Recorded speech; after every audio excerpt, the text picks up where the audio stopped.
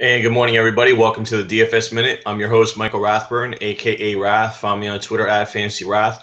Welcome into RotoCurve.com, June 17th, 2015, Wednesday morning, and we got a monster slate today. Huge amount of pitching options. So I'll just kind of do a rundown. Benny and Josh are going to hit you with all the analysis later on today on the Curve Show, in the forums, in the chat. But we're just kind of, set the table, so to speak. Talk about last night, some things going over on at DraftKings. Where Kyle Schwarber is in play tonight and how you can take advantage of it. Talked about him the other day. And those are the kind of things that are going to, give you the edge in daily fantasy baseball, knowing about these prospects being called up, where they're priced, what they're priced at, who they're going against, etc.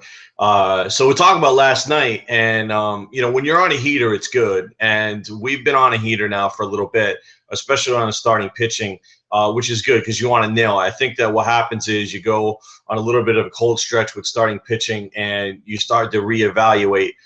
So we've been definitely looking at things, and each one of us, Benny, Josh, and myself, we kind of do our own individual research. If we happen to come together on something that we're looking at, then that's great. We kind of feel like that's, if it's a consensus play, then we feel like we're in good shape. But a lot of times we're not on the consensus. I know that I was a little bit more on Morton yesterday, Morton and Tillman, whereas maybe some other guys might have been on Arrieta, where I was off Arrieta, and I was very high on Garrett Richards. So just, if we're a consensus, and it's probably a very strong play. If we're kind of split or divided, it's just a matter of kind of getting an understanding of why. And if we have convictions about that, then letting you guys know what we're looking at from a statistical standpoint. Everything that we look at. So last night was pretty crazy. We had the Orioles putting up 19. We basically had football scores. We had Orioles with 19, Nationals with 16, Marlins with 12. And, it was pretty interesting because I had put out there, on the DFS Minute PM, I don't do the same thing every day. I might give you DraftKings picks. I might give you FanDuel picks. I might give you aces. I might give you value plays. I might just go starting pitching. It just depends on what I feel is most important for that given day. And last night I happened to just say, hey, you know what, on FanDuel, you can actually roll a Orioles stack with a Pirates stack with Garrett Richards.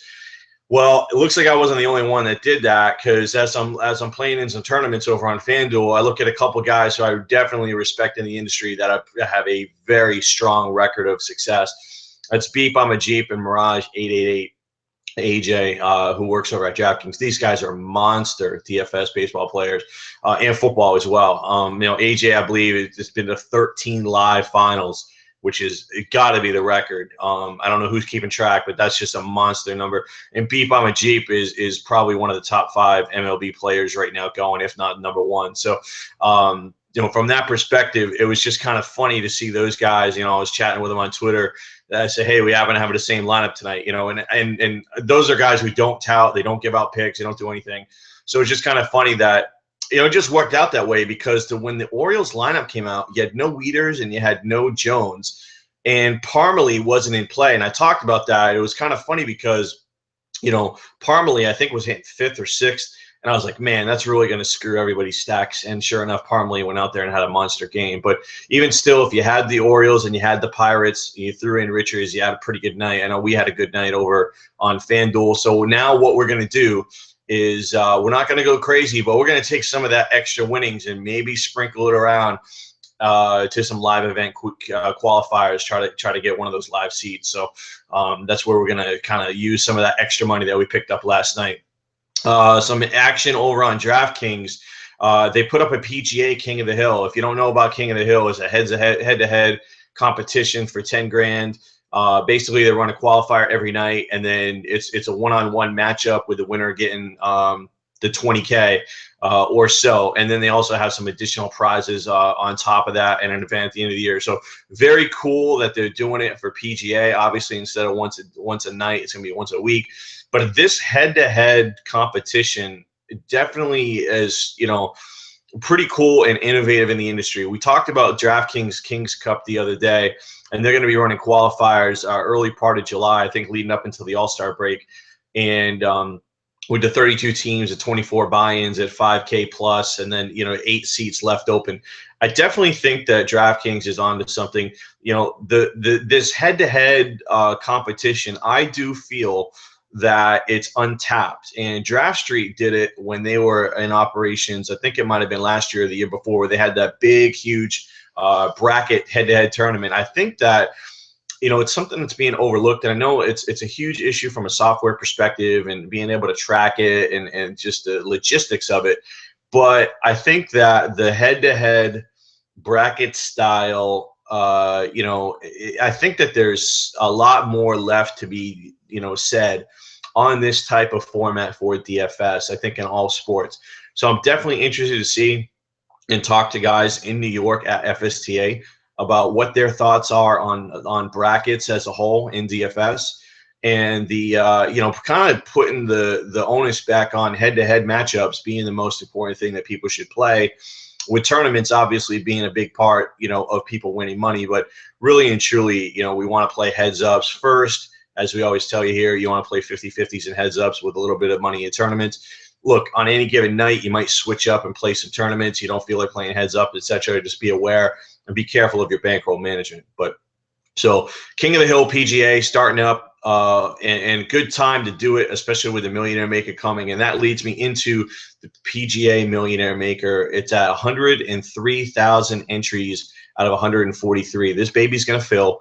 It's going to fill before Thursday. It's probably going to fill late tonight. Now they did cap the entries at 500 instead of 1,000 this time, which is a bold move on DraftKings' part. But this thing I do believe is going to fill. It's a $20 entry, and obviously it's very top heavy, but still it's more of a marketing event. The question that I'm going to have is in regards to Millionaire Maker. I'm going to be very interested to see if they run another one for PGA. Are they going to do it for the British Open? Are they going to do it for PGA Championship? PGA Championship, they would have a lot more lead time. With the British Open, or what was considered, I believe, the Open Championship now, they wouldn't have that much lead time moving into it. It would be about a month. Whereas with the Masters to the US Open, you had 2 months. Now, if they do it with the TPC, they would have a 2-month window to do it, and that might make more sense. And then you also have mid-August, where guys are starting to think about football even in daily around the early part of August. That's when a lot of marketing campaigns are set up. They start going live first, second week in August. So I think it would be very interesting if DraftKings decided to run one more Millionaire Maker before the NFL season started. I think that there could be a lot of value in that. So it's definitely something that we may get into on our State of the DFS coming up Thursday night. We got a lot planned for that show. Over the last 2 weeks, a lot's happened, and a lot that we talked about or hinted at or alluded to actually came true in the first 2 weeks, which is pretty scary. So definitely not something that we planned. But with FSTA coming up in New York next week, with the major acquisitions and mergers and things like that going on in the industry over the last 2 weeks, definitely a lot to talk about in the state of DFS, along with all the other things that are going on in general. Over on DraftKings, let's keep it there. We got a $20 entry tonight. Very interesting. The Millionaire Maker is $20, and the DK GPP tonight is $20. $150,000 prize pool, $20K to first place. We've seen DraftKings tinker with entries, and let's see. Maybe $20 is the magic number. Maybe it's not 25. Maybe it's not 27. Maybe $20. They do a lot of analytics, and if they've then done surveys and analytics, and it shows that $20 is a sweet spot entry fee, that's probably the reason why they're putting it up. So be curious to see how that feels tonight. Also, they're running their Fantasy Baseball World Championship qualifier tonight at $300. So we're starting to move away from those 1K entries. They are still running some of them, but we do have a $300 queue tonight, so that's going to be interesting. Certainly, it's not cheap to get in, but I'd like to see them run some more 300s if they can do it, and the ability to satellite in. Maybe you run a bunch of 100 mans at $3 or 110s or whatever. I think for a $3 entry. It seems like 3 is kind of the magic number these days on the low stakes. 3 at 110, or you do multi-seat where you run 4 or 5 seats and it's a 500 man. I think that there's some, that's a good way to fill it up. Now you run it at 300, you got to sell 3 to 3.5 times more entries than you do at a K. So, I think there's an opportunity here. If you run them at 300, I think you can definitely fill up a lot more seats with satellite. So that's just something that I'll definitely be aware of and keep an eye on. Talk about Kyle Schwarber the other day, the big hitting prospect for the Cubs, and definitely want to circle him coming up. He's coming up because the Cubs are going over to the American League. It's an interleague game, so he's going to play DH, and they need to get his bat in the lineup. He's been mashing in the minor leagues. He was a top pick in the draft last year, and the question's really been his defense and whether or not he would stick a catcher in the bigs. So here's the thing. He's listed on FanDuel at $2,200 minimum salary, but he's listed in the outfield. So that's very interesting there. Whereas if you play on Fantasy Score, he is listed at $2,800, but he's listed at catcher. Now, I don't see him listed on aces, and I don't see him listed on kings. So, kudos to FanDuel and Fantasy Score for getting Schwarber in the game, and love the fact that he's a catcher over on Fantasy Score. Now, that leads into what we got going on with Fantasy Score tonight. We start our head-to-head bracket matchup contest over on Fantasy Score. So we still have a couple of spots left. We did run it. We did do all the matchups yesterday. Benny did all the matchups yesterday on the curve, but we do have 1 or 2 slots open because myself and Josh have buys. But I'm throwing it out there. I don't want to buy in the first round. I want to play somebody tonight. So if you want to take me on Fantasy Score in a heads-up matchup, let me know on Twitter. Let me know in the forums, and I'll be more than happy to oblige because I need to redeem myself from last week. Tough loss on Fantasy Aces in the head-to-head matchup. So I want to play somebody tonight on Fantasy Score. I want to throw Schwarber in a lineup, and I want to go. So let's get at it. Hopefully I can get somebody in to play me today. Let's talk about today's slate. There's a huge number of games, all of them at night, and there's tons of starting pitching. Now, I'm just basically going to set the table. Benny and Josh are going to be the ones to kind of go through all the details and all the analysis, but we'll talk about some potential teams to look at, and we'll talk about some hitters. Now, obviously, the first guy up is Kershaw at home, minus 250 against the Rangers with a total of 6. Now, here's the thing. I talked about why I like Brett Anderson last night, and now he didn't pitch a gem, but he did go out there and pitch a pretty good game for Brett Anderson. He went deep into the game. He didn't give up many runs. And the Rangers really struggle against left-handed pitching. They've given up the most big games. When I say big games, they've given up 9 15-plus point games on FanDuel this year to left-handed pitching. That's huge. That's a big number. And with the best left-handed in baseball at home, and the Rangers with no Beltre, with no Josh Hamilton, who knows if Prince Fielder is going to go. They've got a very weak lineup potentially, I think, that's going to go out there. I think we're still going to see blanks and Chirinos like we did last night. And, don't be surprised if this Rangers lineup that goes out there tonight is going to be very weak. So, yeah, the whole world's going to be on Kershaw, and I think I just can't get off of Kershaw in this spot tonight in your cash games. Now, in tournaments, because the ownership's going to be, pretty high, not sure about him in tournaments. I think there's another guy that I want to look at. But because there's so much good pitching tonight, there's a chance that Kershaw's ownership may not be as high as we would expect. So just be aware that he's not off the table in tournaments for me. But it's a situation where I'm probably going to use Kershaw only in a situation where I'm going to stack 2 who I think are like 2 affordable teams or 2 cheap teams, especially on a site like FanDuel, where I think you can, maybe look at some cheaper bats to get Kershaw in. And so we can definitely, go over those later on today. But that's just kind of how I think I would play Kershaw, because I'm not really worried about if I'm going with stacks. I'm just trying to hit the nuts with those 8 guys on those 2 teams. And I'm hoping that not many other people have that combination of hitters. And then I bank my 15 or 20 points with Kershaw to be safe. So that's kind of how I would look to play it. Sometimes you are very worried about, mostly concerned about ownership in GPPs. But I think if you play a certain way, what I've noticed is a lot of guys are running those aces out there, but with the different types of stacks, the 2-team stacks, and that's how they're differentiating they're banking those points, and then they're hoping to hit the nuts with the two stacks. We got Felix at home against San Francisco, Madison Bumgarner. Felix coming off that big bad outing. Talked about the Giants a lot. Very good on the road, very good against right-handed pitching.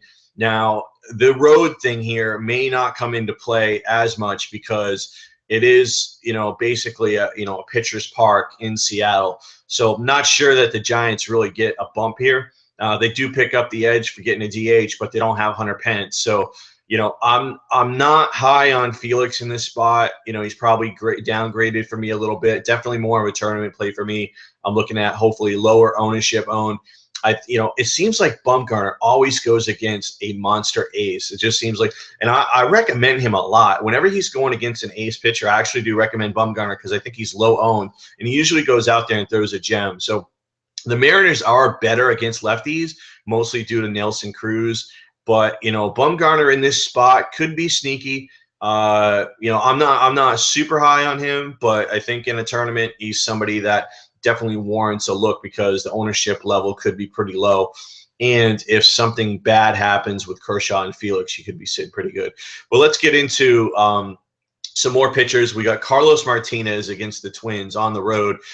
So the Twins have been talking about it over the last couple weeks. The Twins are putrid against right-handed pitching, and Carlos Martinez is really on a hot streak right now. So you get a huge upside with Martinez. Now, he is going over to the American League, but again, it's in the Twins ballpark is pretty spacious. And I think you got a good edge here with Martinez. The Twins haven't seen him all that much, obviously, with it being interleague play. And Martinez is hot. You got to discount his last start at Coors. Obviously, before that, you look at him, this guy's been on a real hot streak. So the Twins struggle against righties pretty bad. So I do like Martinez in the spot. Actually would recommend him more than Felix.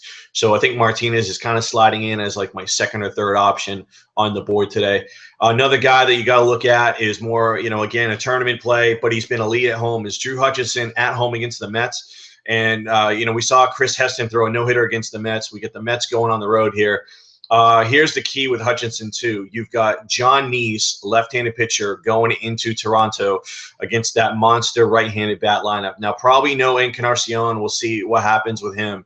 But Neese is basically a sacrificial lamb tonight. So Hutchinson could be working with a very strong lead, could go deep into the game. And you got to like it when a pitcher is going to have a big lead because, he's got a longer leash. He racks up innings. He can rack up Ks. So Hutchinson's in a very nice spot tonight going against the Mets. Just depends on the pricing. Now, the matchup of the day is David Price against Johnny Cueto. Big matchup. Really looking forward to this. Price has been really hot lately. Going against certain teams, he's actually been really good. I think it was the Indians that he went against last time, and he actually put up a gem. So Cueto at home has been pretty much unhittable. And the Tigers lineup against right-handed pitching is not very good. We saw Arrieta pitch a pretty good game against the Tigers the other day. This Tigers lineup is not the same lineup that it was last year. V-Mart, I'm not sure if he's back tonight or not. I know he's been on the rehab assignment, but it's not the same lineup. And so you get Cueto at home in a good spot where I think Cueto's ownership could be pretty low tonight. I think Cueto could potentially be my number one guy in tournaments tonight because I think that people might be scared away from the Tigers, and they might be scared away that he's going against David Price. I think Cueto's in a very interesting spot tonight. And I think in my rankings, he's probably going to be the number one guy in tournaments for me based on price, matchup, and the fact that I think he's going to be lower owned than a lot of these other pitchers. So Cueto is the guy that I'm looking at, probably my number one guy in tournaments tonight, unless something changes throughout the day. The sneaky play of the night, I think, is going to be, I think Wandy Rodriguez is in a very interesting spot in the sense that you can't roll with him on a one-pitcher site because the likelihood of him getting a win is pretty low. But the total is 6. And the Dodgers struggle against left-handed pitching. And the Dodgers lineup is not as potent as it once was early on in the season. They're starting to cool off a little bit. Some of these lefty bats have started to cool off. There could be a potential where some of these lefty bats are not in the lineup tonight and they start going with a little more right-handed heavy, which obviously, does hurt Wandy Rodriguez. But, the right-handed bats aren't as strong. So I'm very curious to see the Dodgers lineup tonight. I think Wandy Rodriguez as a second pitcher in tournaments tonight could be very interesting. It could be very low owned and very affordable. He could go deep into the game. I'm not expecting him to get a win, obviously. He's on the other side of a minus 240 favorite, but the run total is 6. So if we get a very low-scoring game and Wandy can go 7 innings tonight, I think that you're going to get some good value. And you pair him up with a guy like Cueto, you have 2 very under-owned potential pitchers tonight that could carry you to the top and cash into a tournament. Let's talk about some hitters and some teams. The Blue Jays talked about their Blue Jays right-handed bats at home against John Neese. That's probably going to be the most popular stack tonight. There's definitely going to be a lot of stacks tonight. It's going to be a multi-entry tournament play tonight. Absolutely, all over the place. The Pirates, right-handed bats, we saw them do some damage last night against Quintana. Now they get John Danks. So we picked on John Danks last week with the Rays, got that cheap stack, did well. Definitely going to want to pick on them. Cervelli, Gong, Marte, McCutchen, probably all going to be in play. So, roll that Pirates stack out there against John Danks and feel pretty comfortable with it. The Yankees, left-handed bats at home against Urena, very much in play tonight. That game could get ugly. The Yankees could put up, especially coming off that big loss last night. Yankees coming back home. Don't like Urena in this spot at all. Yankees could really unload on him. And then you've got Coors. You've got Brett Oberholzer in Coors. Now, I know I trashed Oberholzer last time, and he pitched a gem. But I don't think there's any way you can trust Oberholzer in this spot. Left-handed pitcher going into Coors. Now, the Rockies are mostly pretty good from the left side, but we've got some right-handed bats potentially. Maybe a guy like maybe Nick Hundley gets out there. We'll see about McHenry. I think with the Rockies, obviously Tulo's. Let's see what's going on with Tulo in the lineup, but there's going to be a situation where some of these right-handed bats for the Rockies, I think this lineup tonight is going to be very right-handed heavy at the top, and I think that's where you're going to want to look. Now, yes, a lot of people are going to be on Coors because, that's just the way it is, but I might sprinkle a little bit of Coors into some games. I'm not going to probably stack the game because the ownership rates are just going to be so high. I think the total is already up to 10.5, and it's a low money line. I think the money line is around 110, 115. So you're going to see a lot of people are going to stack this game, no doubt about it. They're going to stack the game with a pitcher. They're either going to go super cheap on stacking the hitters with a guy like Kershaw or Felix or Cueto, or they're going to drop down mid-tier with a guy like Wandy Rodriguez or maybe somebody else in play. But there's going to be a lot of stacks of this individual game all over the place tonight. So just be aware that, this ownership level on this game is going to be pretty high. So that's why I'm not going to stack the game per se, because ownership rates are so high that there's no edge. But I would want a piece depending. Maybe I can get some value at catcher, second, maybe an outfield spot. And then maybe I can mix in like a mini stack of 2 Rockies, 2 Astros with like a Pirates or a Blue Jays or something along that line where I get 4 guys. I go like a 4-2-2 type of stack on FanDuel. That would be kind of the way I would look at it. So, all right, guys, that's enough for today for the DFS Minute in the morning edition. We'll hit you back later on today at 12 noon Eastern with the Curve with Benny and Josh. And then later on tonight around 6:30, hopefully maybe even a little bit earlier. It just depends on the weather. But we'll hit you back later on today, give you all the analysis that you need for tonight. And as we say here at RotoCurve, stay classy, DFS.